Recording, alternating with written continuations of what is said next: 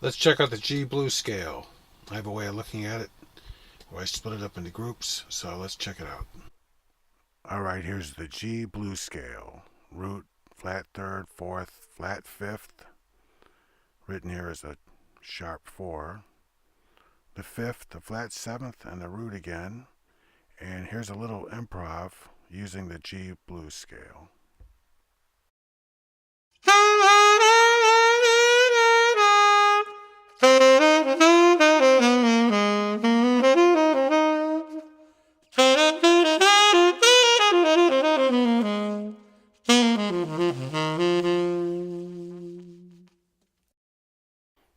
Okay, here we see the scale, and I've split it up into 3 what I call neighborhoods. And the red is the first one, G, B flat, C. Then there's a C sharp, and then they have the 3 notes D, F, G. But in between that is the second one, in the middle of the scale. There's some overlap here, as you can see, B flat, C, C sharp, and D. So let's look at the first group, the G, B flat, and C. And here's a quick look at the 3 groups, the 3 neighborhoods, like I said. And we're going to look at the first one, G, B flat, and C. And see, I wrote down there, learn by limiting. So I find when I limit myself or a student to just playing those 3 notes, you learn a lot about how to work those 3 notes, how to twist them inside and out, and etc., etc. And here's a little example of what I'm talking about. I'm just going to improvise just using those 3 notes.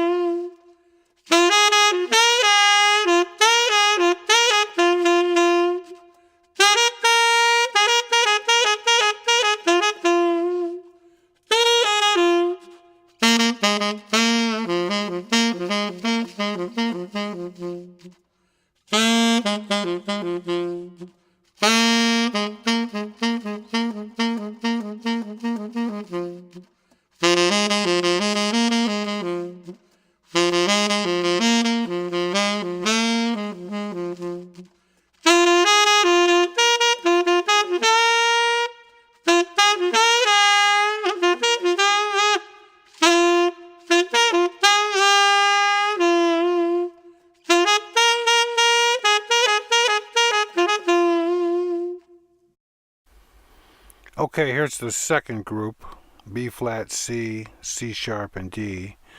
Before we get into this, I just want to add too, when you limit yourself to just a couple of notes, 2, 3 notes, and you repeat them over and over, then things like your tone and your rhythmic feel, they really become accentuated in importance. Whereas if you're playing like a ton of notes really fast, really technical, thick harmonies, complex harmonies, then the tone and feel isn't in the forefront.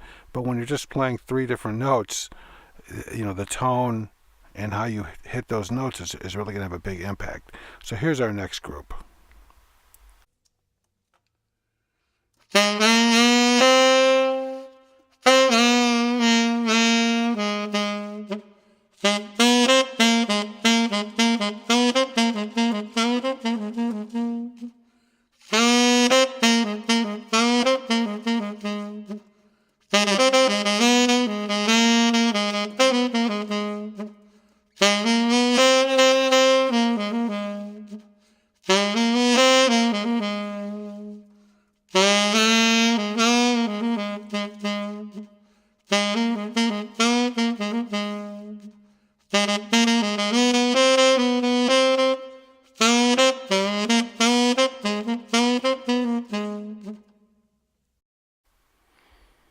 And here's our last group, our last neighborhood of the scale, D, F, G, leading up to the root.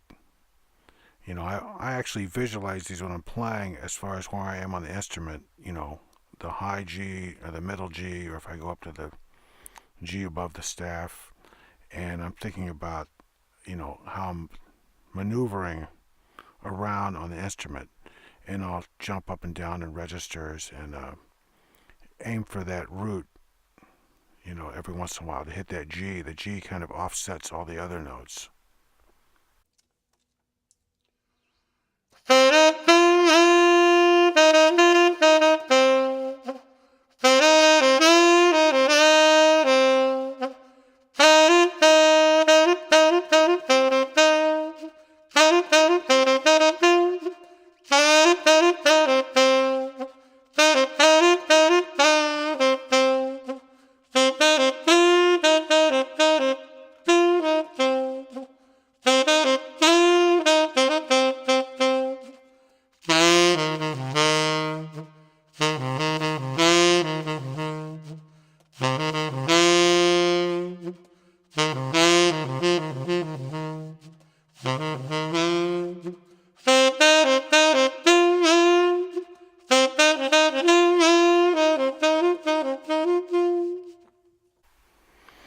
So this is a way to start looking at the blues scale, to split it up into little chunks, little smaller parts to contend with, to learn, to understand, to make it your own voice, like I said.